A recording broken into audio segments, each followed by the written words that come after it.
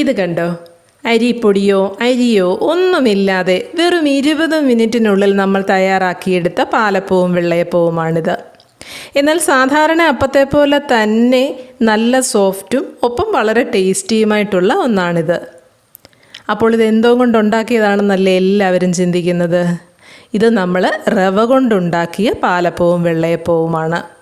ഈ അപ്പത്തിനൊപ്പം ഇന്ന് നമ്മൾ സെർവ് ചെയ്യുന്നത് ഒരു നോർത്ത് ഇന്ത്യൻ പനീർ ഡിഷായ പനീർ ലബാബ്ദാറാണ്.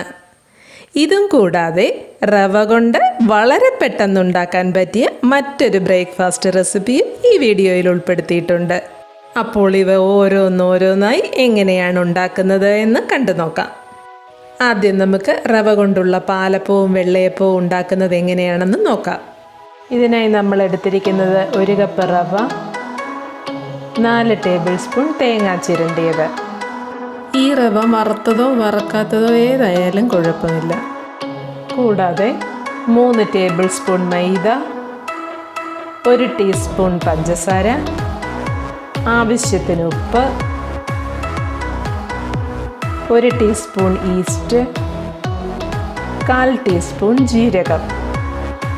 ഇനി നമുക്ക് ഈസ്റ്റ് ഒന്ന് കലക്കി വെക്കാം. അതിനായിട്ട് ഒരു പാത്രത്തിലേക്ക് ഇതുപോലെ ഈസ്റ്റ് ഇട്ട് കൊടുത്ത ശേഷം പഞ്ചസാരയും കൂടെ ഇട്ട് കൊടുക്കാം. എന്നിട്ട് ഒരു 1/4 കപ്പ് ഇളം ചൂടുവെള്ളത്തിൽ അതൊന്ന് കലക്കി വയ്ക്കാം. ഇൻസ്റ്റൻറ്റ് ഈസ്റ്റ് ആയതുകൊണ്ട് തന്നെ ഒരു 10 മിനിറ്റ് അങ്ങനെ വെച്ചാൽ മതി. വെള്ളത്തിൻ്റെ ചൂട് കൂടി പോകണ്ട, ഇളം ചൂടുവെള്ളം മതി. ഇനി അടുത്ത സ്റ്റെപ്പ് എന്ന് പറയുന്നത് ഇതുപോലെ ഒരു ബൗളിലേക്ക് നമ്മൾ എടുത്തു വെച്ചിരിക്കുന്ന റവ ഇട്ട് കൊടുക്കാം. കൂട്ടത്തിൽ ഒരു 2 കപ്പ് വെള്ളം കൂടി ഒഴിച്ചു കൊടുക്കാം. ഒന്ന് ഇളക്കി കൊടുത്തതിന് ശേഷം നമുക്കിതൊരു 10 മിനിറ്റ് നേരത്തേക്കൊന്ന് മാറ്റി വയ്ക്കാം. ഈ റവയൊക്കെ ഒന്ന് കുതിർന്ന് ഒന്ന് വീർത്തു വരും. അതിന് വേണ്ടിയിട്ടാണ് ഇങ്ങനെ വയ്ക്കുന്നത്. അങ്ങനെ ചെയ്താൽ റവ അരയ്ക്കുന്ന ഉടനെ നല്ല സോഫ്റ്റായിട്ട് വരും. അതിന് വേണ്ടിയിട്ടാണ് നമ്മൾ അങ്ങനെ ചെയ്യുന്നത്. ഈ വെള്ളം നമ്മൾ ചൂടുവെള്ളം ഒന്നും വേണ്ട, സാധാരണ വെള്ളം തന്നെ മതി. നമ്മുടെ ഈസ്റ്റൊക്കെ പൊങ്ങി വരുമ്പോഴത്തേക്ക് റവയും കുതിർന്നു വരും. 10 മിനിറ്റ് കഴിഞ്ഞപ്പോൾ നമ്മുടെ റവയൊക്കെ കുതിർന്ന് വീർത്ത് വന്നിട്ടുണ്ട്. ഇനി നമുക്കിതൊന്ന് അരച്ചെടുക്കണം. അരച്ചെടുക്കാനായി ഇതുപോലൊരു മിക്സിയുടെ ജാറിലേക്ക് ഇട്ട ശേഷം കൂട്ടത്തിൽ തേങ്ങ, മൈദ, ജീരകം, ആവശ്യത്തിന് ഉപ്പ്, പിന്നെ നമ്മൾ കലക്കി വെച്ച ഈസ്റ്റ്, ഇവയെല്ലാം കൂടെ ഇട്ട് കൊടുക്കാം. അരച്ചെടുത്തപ്പോൾ ഈ ഒരു പരുവത്തിലാണ് നമുക്ക് കിട്ടിയിരിക്കുന്നത്. കണ്ടോ മാവിൻ്റെ കൺസിസ്റ്റൻസി? ഒത്തിരി വെള്ളവുമല്ല, എന്നാൽ ഒത്തിരി തിക്കുമല്ലാത്ത ഒരു പരുവം. അതാണ് നമ്മുടെ അപ്പത്തിന് വേണ്ടത്. മാവ് ഒരു വലിയ ബൗളിലേക്ക് മാറ്റി കൊടുത്തിട്ടുണ്ട്. ഒന്നുകൂടെ നോക്കിക്കോളൂ ആ മാവിൻ്റെ കൺസിസ്റ്റൻസി. ഒത്തിരി ലൂസുമല്ല, ഒത്തിരി തിക്കുമല്ലാത്ത ഒരു പരുവം മതി നമുക്ക്. ഇനി ഈ മാവ് നമുക്ക് ഒരു 10 മിനിറ്റ് നേരത്തേക്ക് അടച്ചു വെക്കാം. 10 മിനിറ്റ് കഴിഞ്ഞതാ നമ്മുടെ മാവ് കണ്ടോ ഒന്ന് പൊങ്ങി വന്നിട്ടുണ്ട്. ഇനി നമുക്കിത് ചുട്ടെടുക്കാം. ആദ്യം വെള്ളയപ്പം ഉണ്ടാക്കാനായി ഇതുപോലെ ഒരു പാൻ ചൂടാക്കിയിട്ട് അതിലേക്ക് നമുക്ക് മാവ് ഒഴിച്ചു കൊടുക്കാം. നിറയെ ഹോൾസ് വന്നിരിക്കുന്നത് കണ്ടോ അപ്പത്തിൽ? നമ്മുടെ മാവും അപ്പവും നല്ല പെർഫെക്റ്റ് ആയിട്ട് വന്നിട്ടുണ്ട്. മാവ് ഒഴിച്ചിട്ട് ദോശ പോലെ അങ്ങ് പരത്തി കൊടുക്കുകയൊന്നും വേണ്ട, ജസ്റ്റ് ഒന്ന് സ്പ്രെഡ് ചെയ്താൽ മതി. ഇനി നമുക്കൊന്ന് അടച്ചു കൊടുക്കാം. ഇനി സാധാരണ അപ്പം ചുടുന്നത് പോലെ തന്നെ ഒരു സൈഡ് വെന്ത് കഴിയുമ്പോഴേക്കും നമുക്കൊന്ന് തിരിച്ചിട്ട് കൊടുക്കാം. അങ്ങനെ നമ്മുടെ റവ കൊണ്ടുള്ള വെള്ളയപ്പം നല്ല പെർഫെക്റ്റായി കിട്ടിയിരിക്കുന്നു. ഇനി നമുക്ക് പാലപ്പച്ചട്ടിയിൽ ഈ മാവൊന്നൊഴിച്ച് നോക്കാം എങ്ങനെയുണ്ടെന്ന്. സാധാരണ പാലപ്പം ഉണ്ടാക്കുന്ന പോലെ തന്നെ നമുക്കിത് ഉണ്ടാക്കിയെടുക്കാം.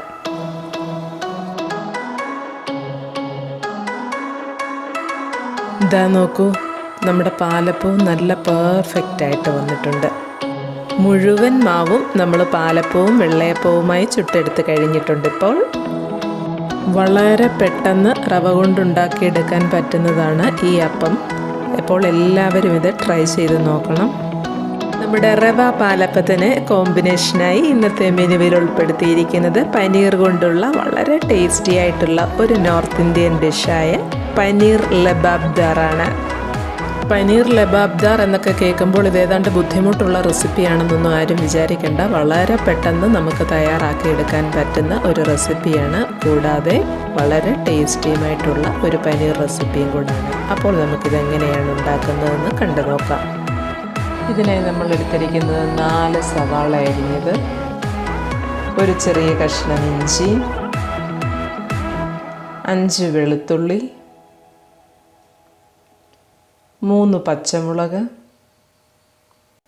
1 ടീസ്പൂൺ ജീരകം, പിന്നെ മസാലക്കൂട്ടുകളായി 4 ഏലക്ക, 3 ഗ്രാമ്പു, 2 തക്കോലം, 2 കറുവാപ്പട്ട, പിന്നെ കുരുമുളക് ഉണ്ടെങ്കിൽ അതും കൂടെ ഒരു 3-4 മണികളിടാം. 1/2 കപ്പ് ഓയിൽ. ഇനി നമുക്ക് പാൻ ചൂടാക്കി അതിലേക്കൊരു 2 ടേബിൾ സ്പൂൺ എണ്ണ ഒഴിച്ച ശേഷം ജീരകവും മസാലക്കൂട്ടുകളും കൂടെ ഒന്ന് മൂപ്പിക്കാനായി ഇട്ട് കൊടുക്കാം. ഇനി അതെല്ലാം കൂടെ ഒന്ന് ഇളക്കി ഒരു മീഡിയം ഫ്ലെയിമിൽ ഒരു മിനിറ്റ് ഒന്ന് മൂപ്പിച്ചെടുത്താൽ മതി. കുരുമുളകും ബേ ലീഫും ഒക്കെ ഉണ്ടെങ്കിൽ അതും കൂടെ ഈ കൂട്ടത്തിൽ ഇട്ട് കൊടുക്കണം. ഇപ്പം നമ്മുടെ മസാലയൊക്കെ ഒന്ന് മൂത്ത് വന്നിട്ടുണ്ട്. ഇനി അതിലേക്ക് സവാള, ഇഞ്ചി, വെളുത്തുള്ളി, പച്ചമുളക് ഇത്രയും കൂടെ ഇട്ട് കൊടുക്കാം. ഇനി എല്ലാം കൂടെ ഒന്ന് ഇളക്കിയ ശേഷം വഴറ്റാനിട്ട് കൊടുക്കാം.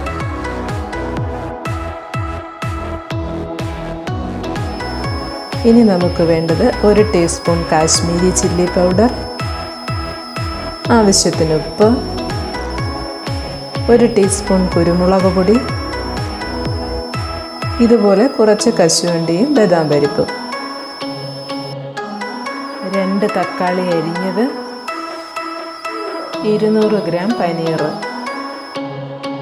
ഇപ്പം നമ്മൾ വഴറ്റാനിട്ട സവാളയൊക്കെ വഴന്ന് ഒരു ബ്രൗൺ ഷെയ്ഡിലേക്ക് എത്തിയിട്ടുണ്ട്. ഇത്രയും മതി. ഇനി അതിലേക്ക് തക്കാളി, മുളക് പൊടി, കശുവണ്ടിയും ബദാമും ഇവയെല്ലാം കൂടെ ഇട്ട് കൊടുക്കാം. എല്ലാം കൂടെ ഒന്ന് ഇളക്കി ഒരല്പനേരം ഒന്ന് വഴറ്റി കൊടുക്കാം.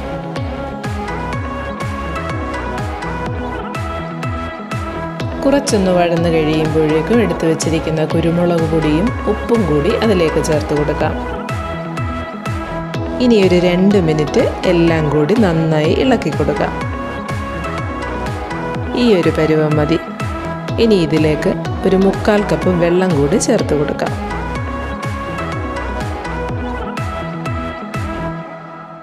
ഇനി വീണ്ടും എല്ലാം കൂടെ ഒന്ന് ഇളക്കിയ ശേഷം ഒന്ന് അടച്ചു വയ്ക്കാം വേകാനായിട്ട്.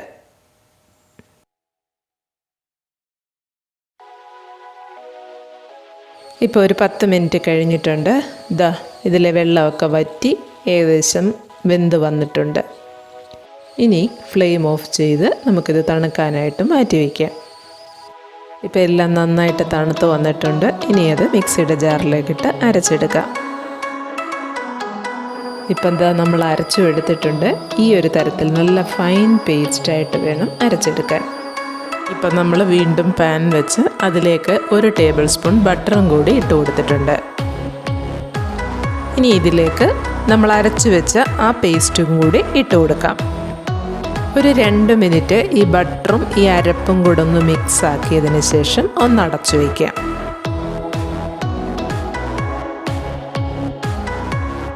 ഒരു 2-3 മിനിറ്റ് അടച്ചു വെച്ചാൽ മതി. ഇപ്പം അരപ്പിൽ നിന്ന് എണ്ണയൊക്കെ ഒന്ന് വിട്ട് തുടങ്ങിയിട്ടുണ്ട്. ഇനി ഒന്നുകൂടെ ഒന്ന് ഇളക്കിയതിന് ശേഷം ഇതിലേക്ക് ഗരം മസാല, കസൂർ മേത്തി, പഞ്ചസാര ഇവ കൂടി ഇട്ട ശേഷം വീണ്ടും ഒന്നുകൂടെ ഒന്ന് ഇളക്കി കൊടുക്കാം. ഇനി നമുക്ക് എത്രയും ഗ്രേവി വേണോ അതിനനുസരിച്ചുള്ള വെള്ളം കൂടി ഒഴിച്ചു കൊടുക്കാം. ഇനി ഒന്ന് ഇളക്കി നന്നായിട്ടൊന്ന് തിളച്ച് വരട്ടെ. ഇപ്പം ഗ്രേവിയൊക്കെ തിളച്ച് വന്നിട്ടുണ്ട്. ഇനി നമുക്കതിലേക്ക് പനീർ ചേർത്ത് കൊടുക്കാം. ഈ പനീറിൽ നിന്ന് ഒരു 4-5 ക്യൂബ്സ് ഞാൻ മാറ്റി വെച്ചിട്ടുണ്ട്. അത് പിന്നീട് നമുക്ക് വേണം.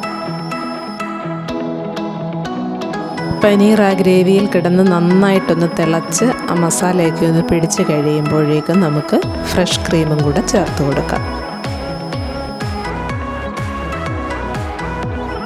ഇപ്പോൾ ഫ്രഷ് ക്രീം ഉൾപ്പെടെ എല്ലാം നന്നായി തിളച്ച് വന്നിട്ടുണ്ട്. ഇപ്പം നമ്മൾ മാറ്റി വെച്ച 4-5 പനീർ ക്യൂബ്സ് ഒന്ന് ഗ്രേറ്റ് ചെയ്ത് ഇതിലേക്ക് ഇട്ട് കൊടുക്കാം. ഈ സമയത്ത് ആവശ്യത്തിന് മല്ലിയിലയും കൂടെ ചേർത്ത് കൊടുത്തോളൂ. ഇനി എല്ലാം കൂടെ ഒന്ന് ഇളക്കി ഒന്ന് തിളച്ച് വരട്ടെ.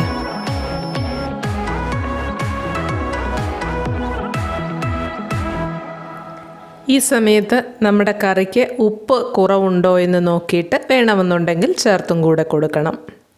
അപ്പോൾ ദാ എല്ലാം നന്നായി തിളച്ച് വന്നിട്ടുണ്ട്. അങ്ങനെ നമ്മുടെ പനീർ ലബാബ്ദാർ റെഡിയായി കഴിഞ്ഞു. ഇനി നമുക്ക് ഫ്ലെയിം ഓഫ് ചെയ്യാം. റവ പാലപ്പത്തിൻ്റെ കൂടെ കഴിക്കാൻ വേണ്ടി നമ്മുടെ പനീർ ലബാബ്ദാർ ദാ സെർവും ചെയ്ത് കഴിഞ്ഞിട്ടുണ്ട്. ഇതാണ് ഞാൻ ആദ്യം പറഞ്ഞ റവ കൊണ്ടുള്ള മറ്റൊരു ഈസി ബ്രേക്ക്ഫാസ്റ്റ്. വെറും 10 മിനിറ്റിനുള്ളിൽ ഉണ്ടാക്കിയെടുക്കാൻ പറ്റുന്ന ഈ ബ്രേക്ക്ഫാസ്റ്റ് കഴിക്കാൻ ഒരു കറിയുടെ ആവശ്യമില്ല. അത്രയ്ക്ക് ടേസ്റ്റി ആയിട്ടുള്ള ഒരു റെസിപ്പിയാണ്. അപ്പോൾ ഇതുണ്ടാക്കുന്നത് എങ്ങനെയാണെന്ന് നമുക്ക് കാണാം. ഇതിനായി നമ്മൾ എടുത്തിരിക്കുന്നത് 1 കപ്പ് റവ. അത് വറുത്തതോ വറക്കാത്തതോ ആയാലും കുഴപ്പമില്ല. ഇതുപോലെ 1 കഷ്ണം സവാള, 1 പച്ചമുളക്, 1 കഷ്ണം ഇഞ്ചി, ആവശ്യത്തിന് ഉപ്പ്, കുറച്ച് കറിവേപ്പിലയും മല്ലിയിലയും, ഒരു അരമുറി സവാള ചെറുതായി അരിഞ്ഞത്, 3 ടേബിൾ സ്പൂൺ മൈദ, 1/4 കപ്പ് തൈര്, 1/2 ടീസ്പൂൺ ബേക്കിംഗ് സോഡ, കൂടാതെ 1 ടീസ്പൂൺ ജീരകം, ഒരു 1/2 കപ്പ് ഓയിൽ. ഇനി നമുക്ക് റവയൊന്ന് അരച്ചെടുക്കണം. അതിനിതുപോലൊരു മിക്സിയുടെ ജാറിലേക്ക് ആദ്യം റവ ഇട്ട് കൊടുക്കാം.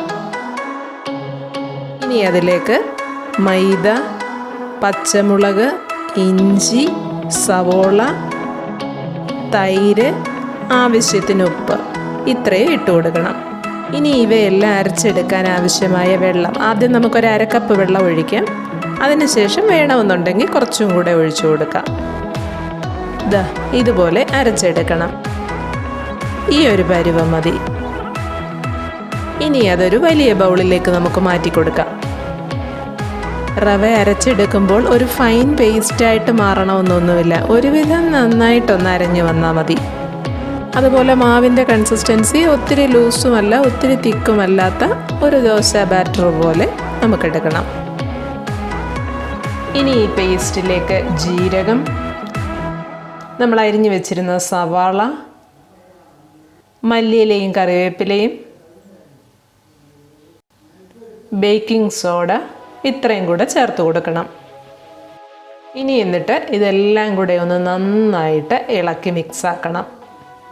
ഇപ്പോൾ എല്ലാ സാധനങ്ങളും ഇളക്കി കഴിഞ്ഞപ്പോഴും നമ്മുടെ മാവിൻ്റെ കൺസിസ്റ്റൻസി ഈ ഒരു പരുവത്തിലാണ്. അതൊന്ന് ശ്രദ്ധിച്ചോളൂ. ഈ ബാറ്റർ നമുക്കൊരു 5 മിനിറ്റ് ഒന്ന് അടച്ചു വയ്ക്കണം. നമ്മളിട്ട ആ ബേക്കിംഗ് സോഡയും മാവുമായിട്ടൊന്ന് ആക്റ്റീവ് ആകാൻ വേണ്ടിയിട്ടാണ്. ഒരു 5 മിനിറ്റ് മതി. ഇനി ഇത് ചുട്ടെടുക്കാനായിട്ട് ഇതുപോലെ ഒരു പാൻ ചൂടാക്കിയതിന് ശേഷം നമുക്ക് മാവ് ഒഴിച്ചു കൊടുക്കാം. മാവ് ഒത്തിരി അങ്ങ് പരത്തണ്ട. ദാ ഇതുപോലെ ഈ ഒരു വലിപ്പം മതി. ഒരു സൈഡ് ഒന്ന് വെന്ത് വരുമ്പോഴേക്കും അതിലേക്ക് 1 സ്പൂൺ ഓയിലോ അല്ലാന്നുണ്ടെങ്കിൽ നെയ്യോ ഒന്ന് ഒഴിച്ചു കൊടുക്കണം. ഒരു സൈഡ് ഒന്ന് വെന്ത് വരുമ്പോഴേക്കും ഇതുപോലെ നമുക്ക് തിരിച്ചിട്ട് കൊടുക്കണം. ഓയിലും നെയ്യും ഒന്നും ഉപയോഗിക്കണമെന്ന് നിർബന്ധമില്ല. താല്പര്യമുണ്ട് എന്നുണ്ടെങ്കിൽ മാത്രം ചേർത്ത് കൊടുത്താൽ മതി. നമ്മൾ ദോശയൊക്കെ ചുട്ടെടുക്കില്ലേ, അതുപോലെ തന്നെ. പക്ഷേ അതിനെക്കാട്ടിലും കുറച്ചുകൂടെ ക്രിസ്പി ആയിട്ടാണ് നമുക്കിത് ചുട്ടെടുക്കേണ്ടത്. നല്ലൊരു ബ്രേക്ക്ഫാസ്റ്റ് റെസിപ്പിയാണ്. ഇതിന് പ്രത്യേകിച്ച് ഒരു കറിയും ഇല്ലെങ്കിലും നല്ല ടേസ്റ്റിയാണിത്. നല്ല ചൂടോടെ കഴിക്കുവാണെങ്കിൽ വേറെ ഒന്നും ഇതിൻ്റെ കൂട്ടത്തിൽ നമുക്ക് വേണ്ട. ഇനി ബാക്കി മാവ് കൂടെ നമുക്കിതുപോലെ തന്നെ ചുട്ടെടുക്കാം. അപ്പോൾ കഴിക്കാനായി സെർവും ചെയ്ത് കഴിഞ്ഞു. അപ്പോൾ ഈ റെസിപ്പികളൊക്കെ എല്ലാവർക്കും ഇഷ്ടമായെങ്കിൽ ഈ വീഡിയോ ഒന്ന് ലൈക്ക് ചെയ്യുക. കൂടാതെ ഇത് ഉപകാരപ്രദമായ വീഡിയോ ആണ് എന്ന് തോന്നുകയാണെങ്കിൽ മറ്റുള്ളവർക്ക് കാണാനായി ഒന്ന് ഷെയർ ചെയ്ത് കൊടുക്കുക. കൂടാതെ ഞങ്ങളുടെ ചാനൽ ഒന്ന് സബ്സ്ക്രൈബ് ചെയ്യുക. സബ്സ്ക്രൈബ് ചെയ്യുമ്പോൾ അതിൻ്റെ തൊട്ടടുത്തുള്ള ആ കുഞ്ഞു ബെല്ലൈക്കണും കൂടെ ഒന്ന് അമർത്തിയതിന് ശേഷം ഓൾ എന്ന ഓപ്ഷനും കൂടെ ഒന്ന് അമർത്തി കൊടുക്കണം. അതിൻ്റെ ഗുണം എന്താണെന്ന് ചോദിച്ചാൽ ഞങ്ങൾ എപ്പോൾ വീഡിയോ ഇട്ടാലും അതിൻ്റെ നോട്ടിഫിക്കേഷൻ എല്ലാവർക്കും അപ്പോൾ തന്നെ കിട്ടും. അപ്പോൾ അടുത്ത ദിവസം ഇതുപോലെ കുറച്ച് നല്ല റെസിപ്പികളുമായി വീണ്ടും എത്താം.